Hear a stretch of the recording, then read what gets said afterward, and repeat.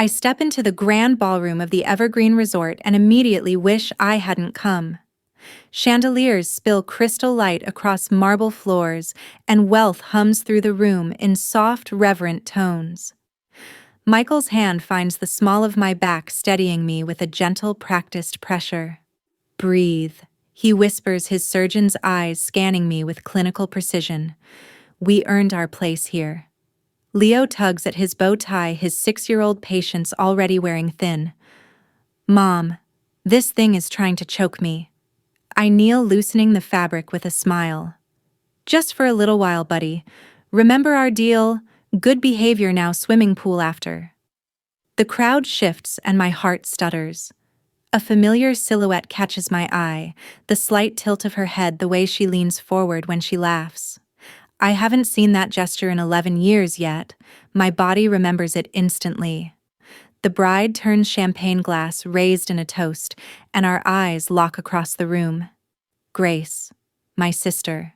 The flute in my hand trembles, the only outward sign of the earthquake inside me. I hadn't recognized the name Dr. Daniel Brooks on the invitation. I hadn't made the connection. I assumed Grace was still using our family name Collins. Her gasp slices through the hum of conversation like a blade. Heads turn. The music plays on, but a bubble of silence swells between us. Behind her, mother's face drains of color, then floods crimson. Father steps forward, positioning himself protectively in front of Grace, just as he always has. What are you doing here? Mother hisses loud enough for nearby guests to glance over. For a heartbeat, shame burns my throat. I'm 21 again, standing in the rain with a suitcase, homeless and unwanted. Michael steps forward, voice calm but unyielding. My wife is a guest. She's the CEO of MedNova. We were personally invited by the groom. The word MedNova ripples through the circle of medical professionals nearby. I hear whispers, see recognition flicker across faces. CEO. A woman in a burgundy dress turns to her companion. That's Amber Collins. The memory crashes over me, the rain soaking my jacket as Father's voice rings out. If you're too ungrateful to help at the clinic, don't come back. The slam of the front door had sounded like a verdict. Now I stand tall in Valentino. The rain is long gone. The frightened girl has vanished. In her place stands a woman who built something from nothing, a woman who refused to disappear. Dr. Daniel Brooks approaches, confusion etching lines across his brow. His gaze flicks between Grace's frozen expression and my composed one. You know the CEO of MedNova, he asks my parents before turning to me with dawning interest. We've been trying to partner with them for months. Your patient monitoring system is revolutionizing post-surgical care. Grace attempts a smile, but it falters at the corners. Mother and father exchange a look thick with panic.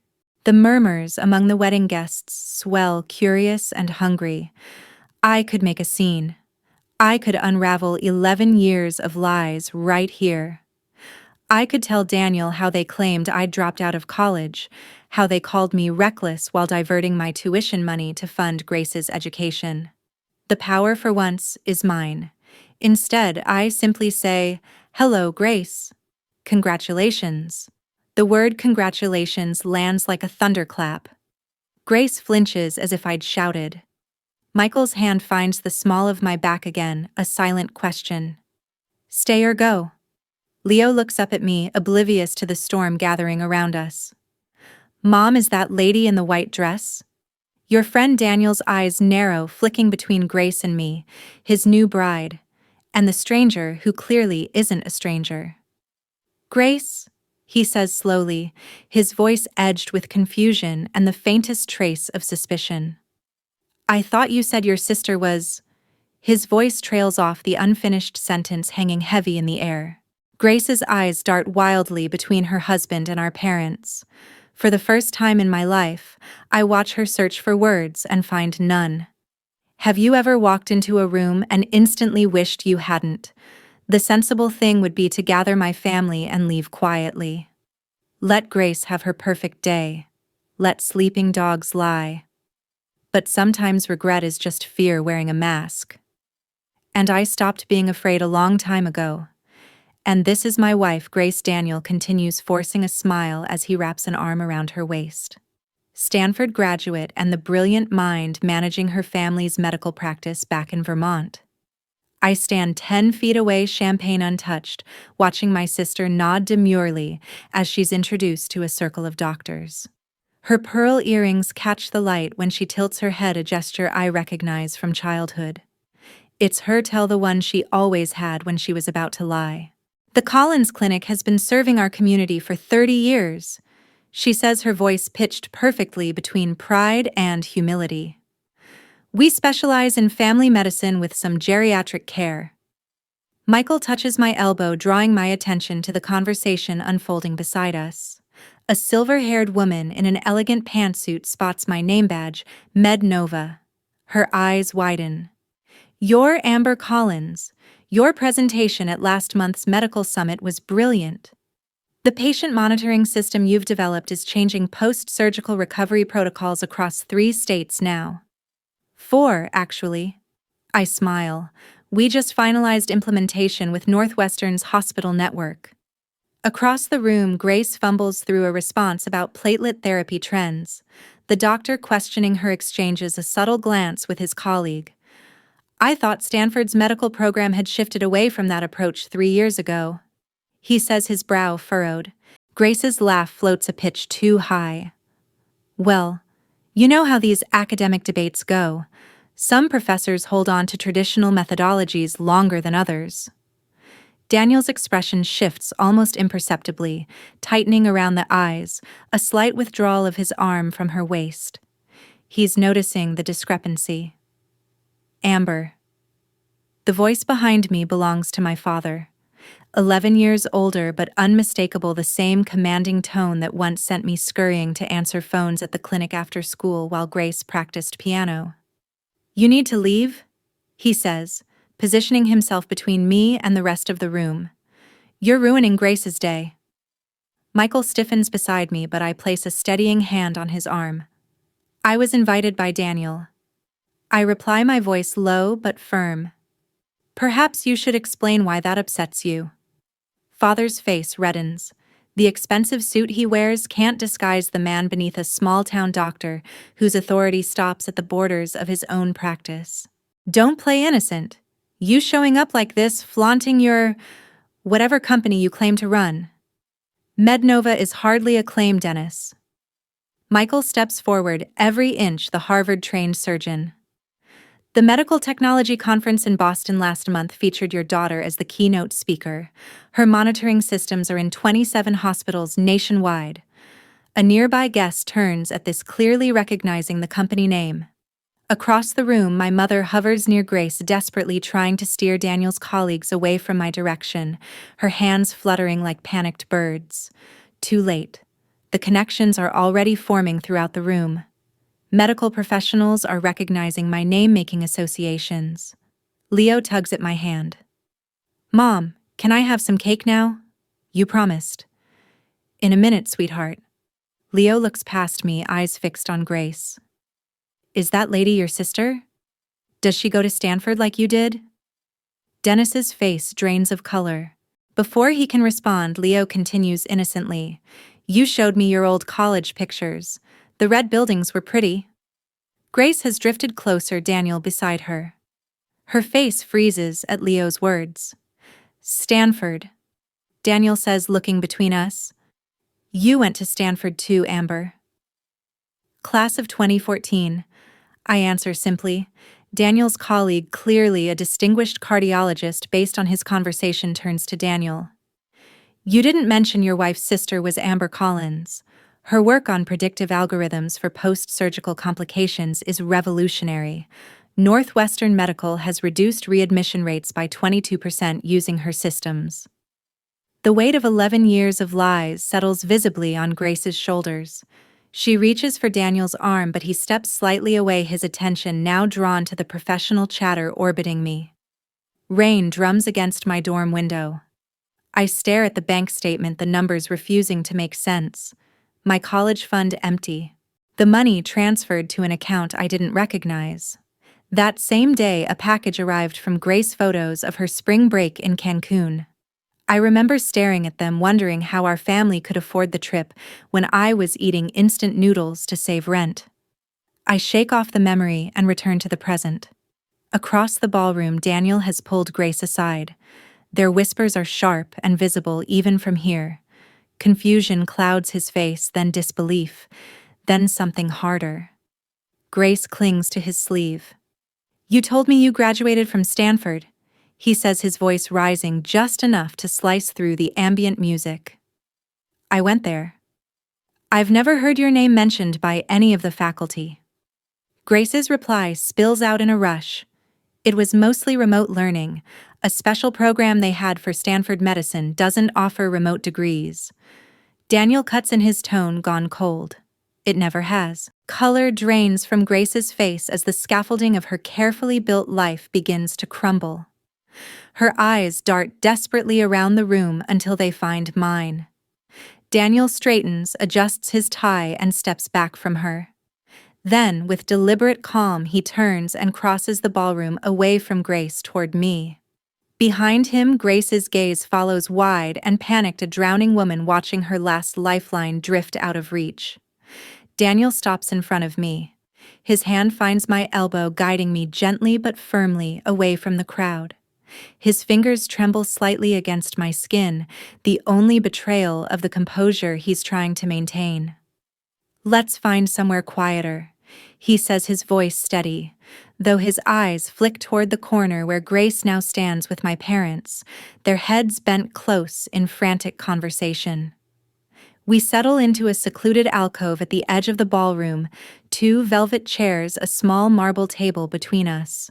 Soft light filters through a crystal sconce, carving shadows across his face and emphasizing the confusion written there. I apologize for the awkwardness. He begins adjusting his bow tie as though the motion could anchor him. His voice falters, caught between disbelief and dawning comprehension. "You didn't know Grace had a sister," I finish for him, keeping my tone calm. Daniel's eyes widen. "She mentioned a sister once, but said you dropped out of college after a semester, that you couldn't handle the pressure and disappeared." The old wound pulses, but I don't let it show. Years of boardrooms and press conferences have trained me well. Smile, steady posture, unbroken even when the blade twists. "I graduated summa cum laude," I say quietly while working 3 jobs. 3 jobs. His brow furrows, disbelief shading into something like respect.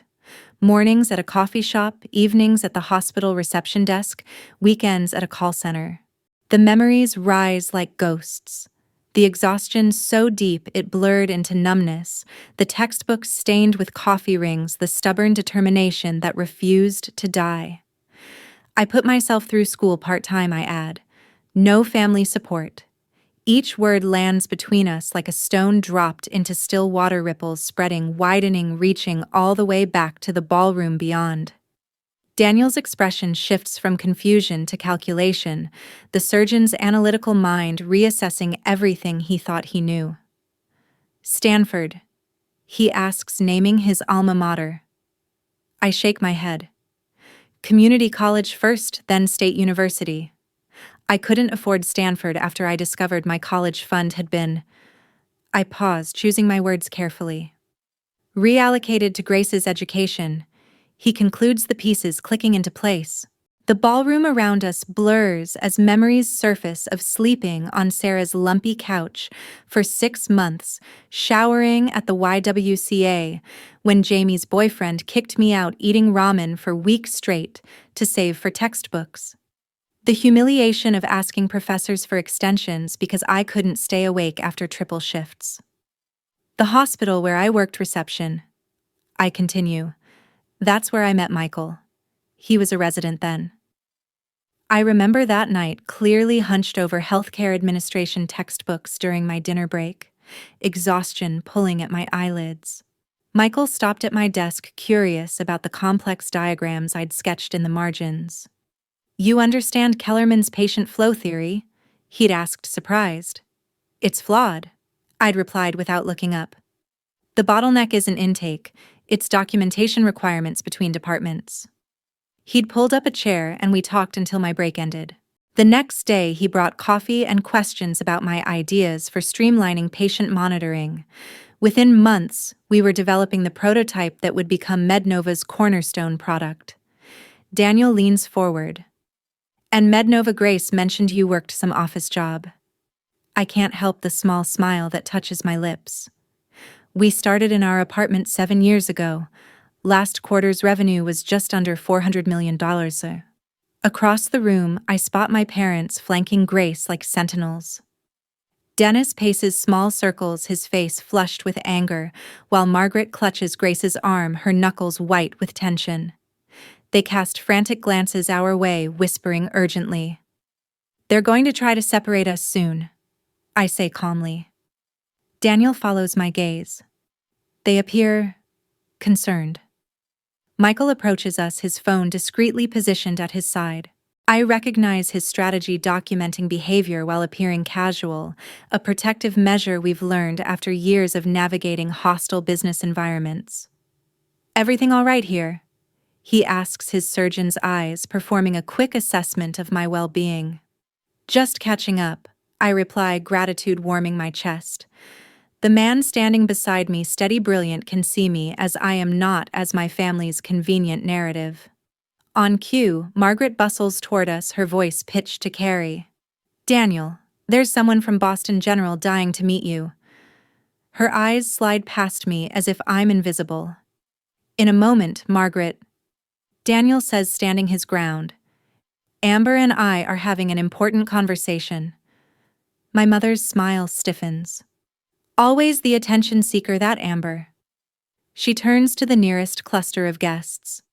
She's always been jealous of her sister's accomplishments. The statement hangs in the air like smoke, acrid and choking. Several guests shift uncomfortably, their eyes darting between us. I remain seated back, straight face, composed. Michael's hand rests on my shoulder, a silent anchor. When the bathroom door swings closed behind me 20 minutes later, I'm not surprised to find Grace already inside, reapplying mascara with trembling hands. Our eyes meet in the mirror. Why are you doing this to me? She demands, her voice breaking on the final word. I wash my hands slowly, deliberately. Doing what exactly? Ruining my wedding, making Daniel question everything. Tears streak her carefully applied makeup. I'm not doing anything, I reply softly. I'm simply existing. Grace slams her mascara wand onto the marble counter. You were supposed to stay gone. For the first time, I see the fear behind her anger, the terror of a house of cards beginning to collapse. They told everyone you were a dropout. She continues, words tumbling out like a confession, that you couldn't handle responsibility, that you were, and yet here I am. I interrupt, handling quite a lot. When I emerge from the bathroom, my composure is intact. I return to Michael's side, to the warmth of his hand finding mine. Grace follows minutes later, makeup freshly applied, but something essential has shattered behind her eyes. I notice it immediately, the subtle shift in the room. Wedding guests are gradually drifting toward us, drawn by genuine curiosity. A neurosurgeon is discussing patient monitoring innovations with Michael. A hospital administrator slips me her card. Your post-operative monitoring system reduced our complication rates by 30%, she tells me. We'd love to explore expanding its implementation. Daniel stands at my elbow, attentive to the conversation, asking insightful questions about Mednova's technology. His new bride hovers at the periphery, unnerved. Father approaches, shoulders squared for battle. Daniel, he interrupts loudly. This is Grace's wedding. Let's focus on her accomplishments. The silence that follows fills the room like rising water, heavy and inescapable. All eyes flick between Daniel and Dennis, then to Grace, her smile stretched so tight it could snap. No one speaks. No one needs to. Sometimes silence tells the truth louder than any words ever could. I hand my half-empty champagne flute to a passing server and glance at my watch. We've stayed long enough. Across the room, Michael catches my eye as he escapes an eager orthopedic surgeon's monologue. His subtle nod says what neither of us needs to voice. It's time. Are we leaving now? Leo tugs at my hand, hope lighting his eyes. Swimming pool time. Yes, buddy, just one more thing. I reach into my clutch and pull out a small cream-colored envelope. Inside lies a certificate for Mednova stock, not a fortune, but enough to make a point. This is who I am now, not the desperate girl they threw away. Michael joins us, his hand finding its familiar place at the small of my back. Ready almost. I scan the room for Daniel.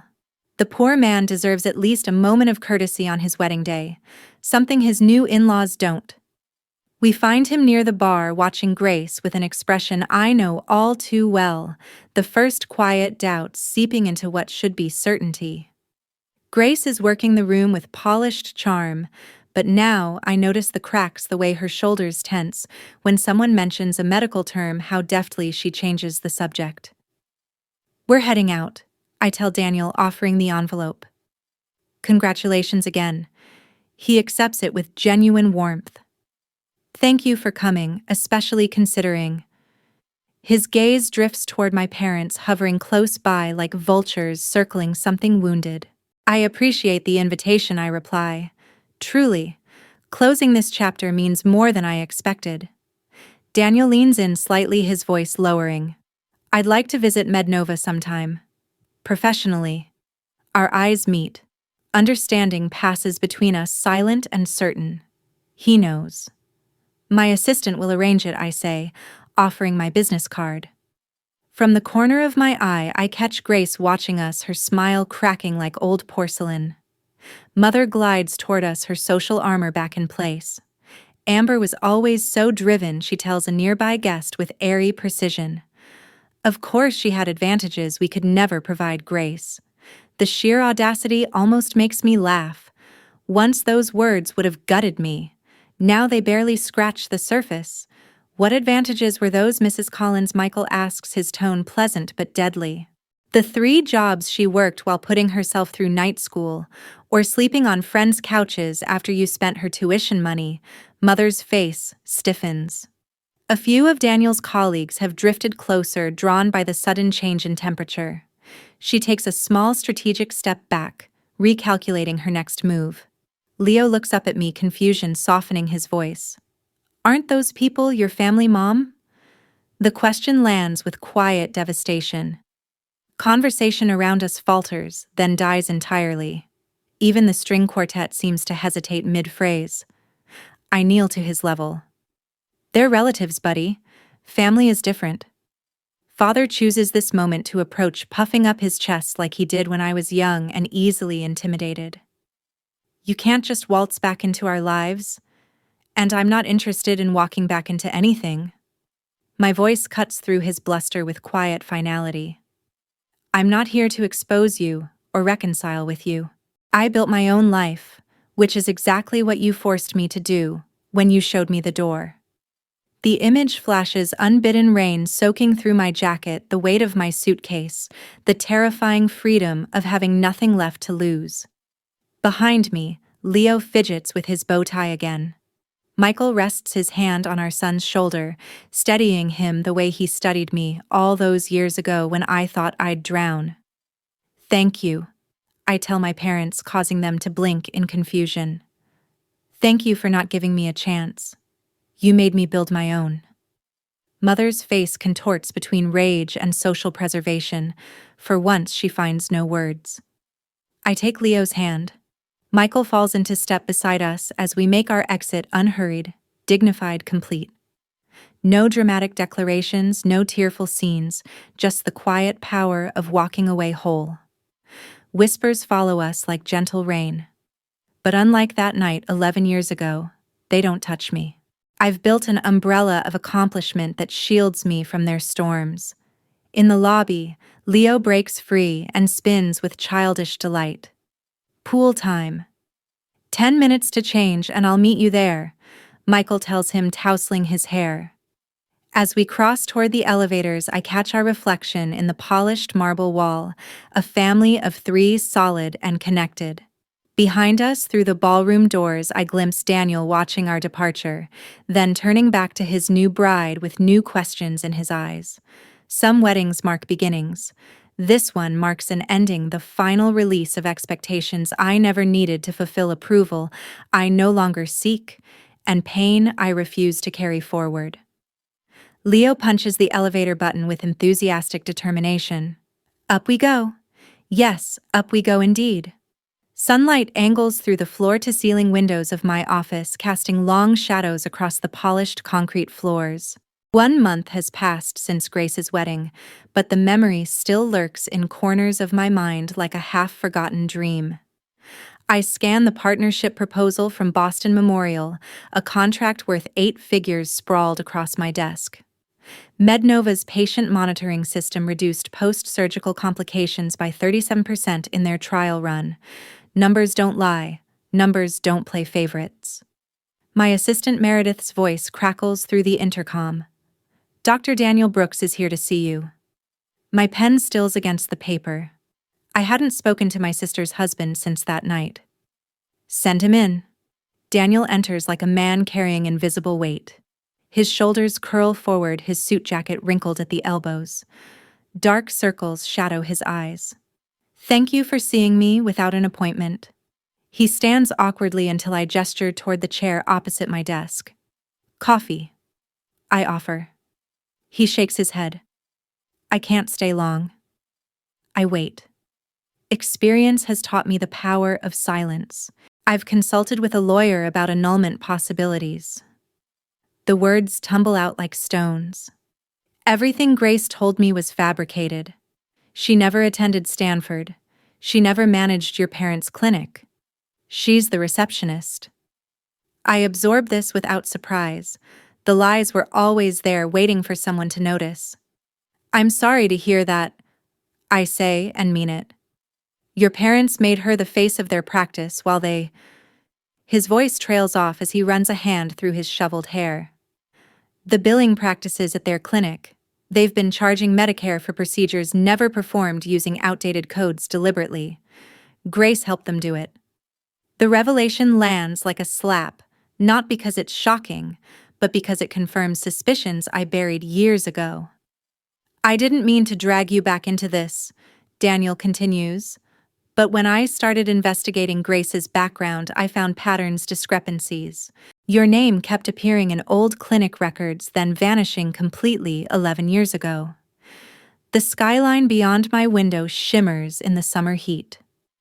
I built this view from nothing while they built their lives on fabrications. They used my college fund for Grace, I say simply. When I confronted them, they told me I wasn't Stanford material anyway.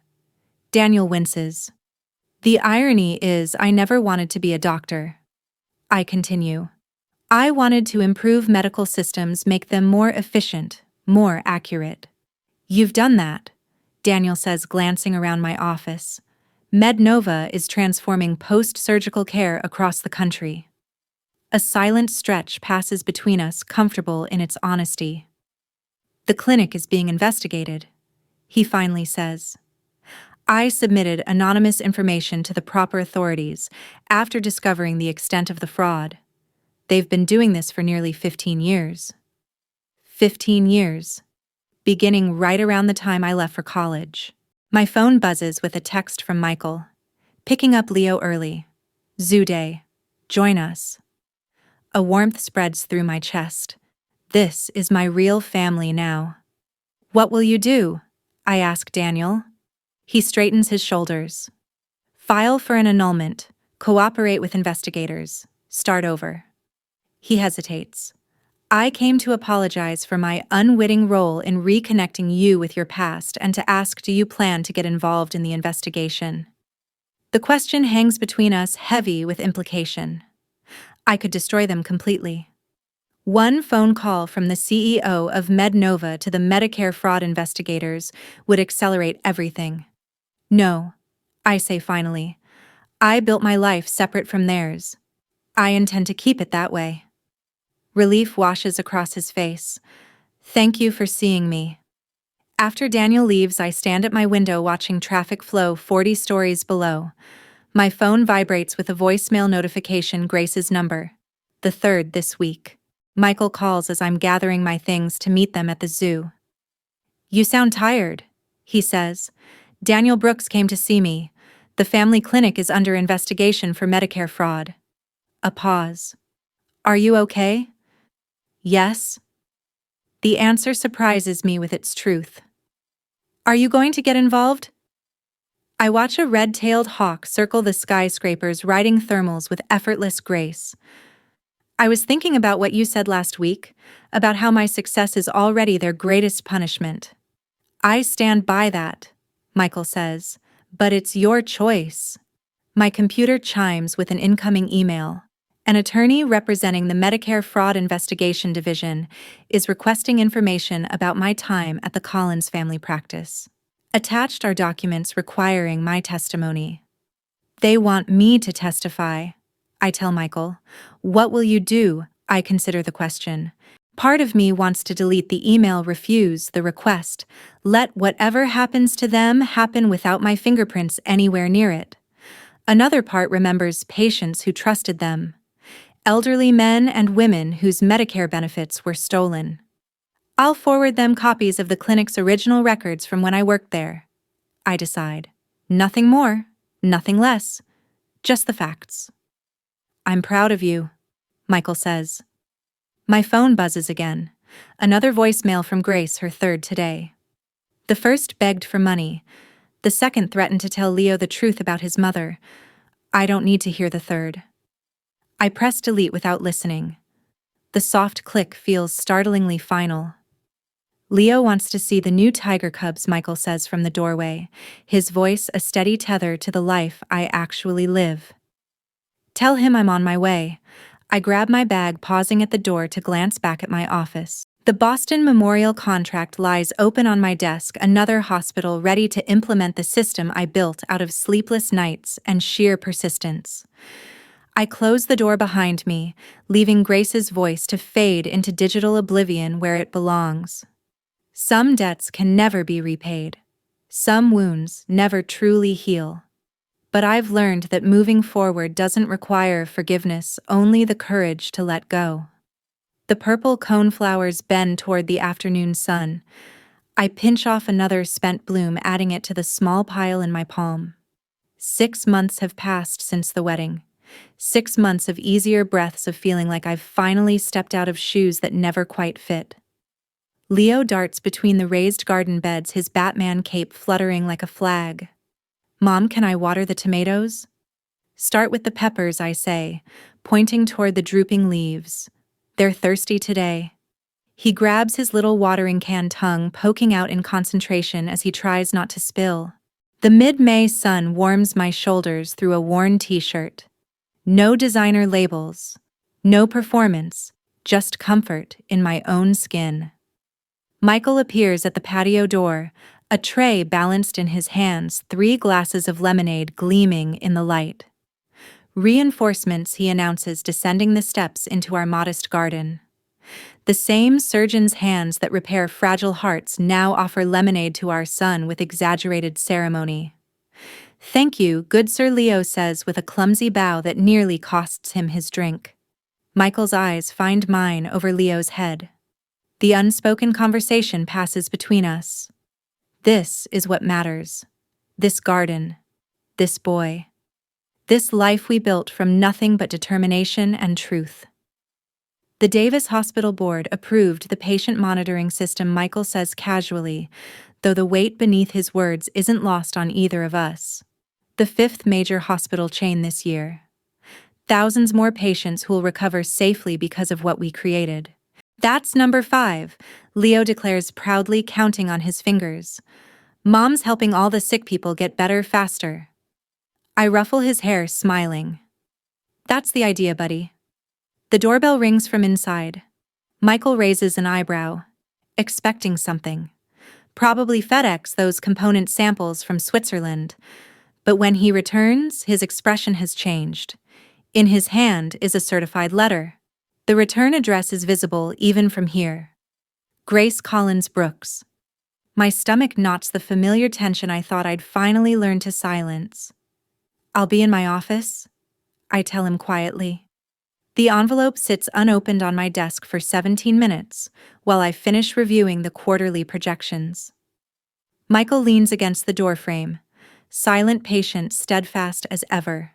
When I finally open the envelope, a single sheet of cream-colored stationery slips out covered in Grace's careful handwriting. Amber, the clinic closed last month. Not because of anything you did, but because of everything Mom and Dad did. The investigation uncovered billing irregularities going back 15 years. Daniel left me. He said he couldn't build a life with someone he couldn't trust. He was right. I'm not writing to ask for money. I know better now. I'm writing because I need to tell you that you were never the problem. I was raised to believe your intelligence threatened mine, that your independence made me smaller. I believed them when they said cutting you off was necessary. I was wrong. They were wrong. And I'm sorry. Grace. Michael doesn't ask what it says. He waits silently while I fold the letter and slide it back into its envelope. What will you do? He asks. Nothing dramatic, I say, turning toward my computer. I open a new document and type steadily for several minutes. Then I print a single-page, sign it, and place it into a MedNova envelope, along with a brief letter of my own. 2 weeks later, I stand at the edge of the American Medical Technology Conference in Chicago, watching my team demonstrate our latest innovations to a packed crowd of healthcare professionals. The MedNova booth hums with energy. Our reputation precedes us now. A flicker of movement catches my attention, someone in pale blue scrubs standing near the education pavilion. Grace. Her hair is pulled back in a simple ponytail as she listens intently to a speaker discussing entry-level medical coding certification. Our eyes meet across the exhibition hall. No gasps this time. No tension. Just quiet recognition. In her hands, she holds the MedNova internship application I sent her, clutched like a lifeline. I offer a small nod, not forgiveness exactly, but acknowledgement. Grace returns it, her eyes bright with something that looks a lot like determination. We don't approach each other. Some relationships aren't meant to continue. They're meant to complete. That evening, I sign the final papers for the Collins First Generation Medical Scholarship. Not named for my parents, but for the version of that name I've reclaimed. 20 students without family support will receive full tuition and mentorship next fall. Back home, I kneel in the garden planting new seedlings. Leo crouches beside me, his small hands patting soil around the fragile roots. Some plants don't grow well next to others, I tell him, showing how to space them apart. They need their own space to thrive. Like people, he asks, eyes wide and thoughtful. Smart boy, I whisper, kissing his forehead. Yes. Like people. The evening sun slants gold across our yard. Through the kitchen window, I can see Michael moving easily through the space we've built together, preparing dinner. I press another seed into the soil, covering it gently. Some roots you're given. Others you get to choose.